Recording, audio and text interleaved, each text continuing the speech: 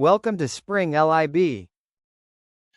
This question asks us to take a look at some gas laws and behaviors of gases, especially for gas mixtures.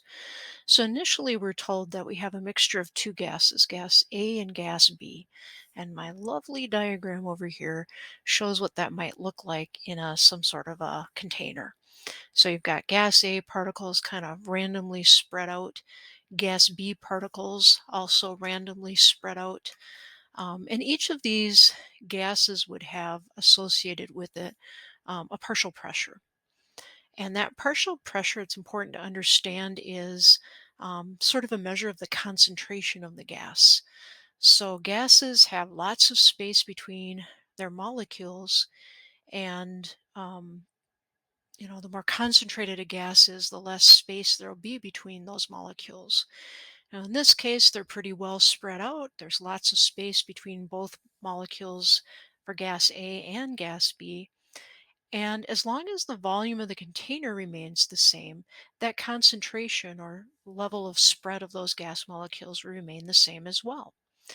So the partial pressure of A, and how it's impacted by the addition of a third gas, gas C here, which I'm just going to draw in a similar way, with particles of gas C kind of being randomly spread out throughout the container. Notice they fill up empty space because with gas molecules, there's quite a bit of empty space.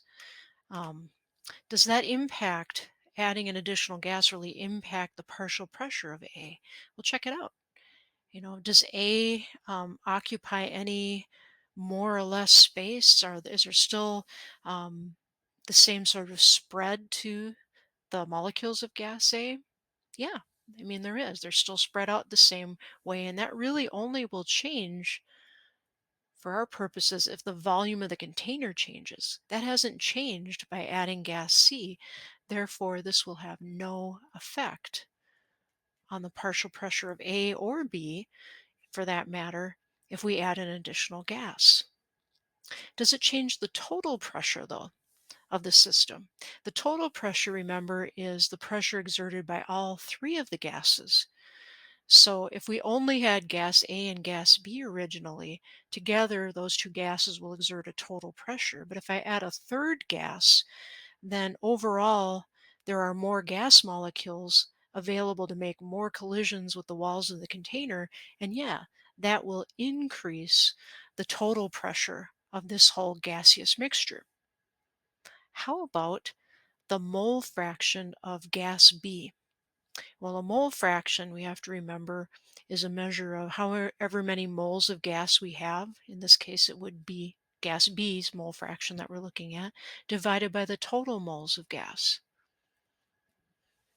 Now, when we add gas C to this system, we're going to have more total moles of gas than we had before. We'll have the same number of moles of gas B, but overall my total moles will increase. What's that going to do to my mole fraction?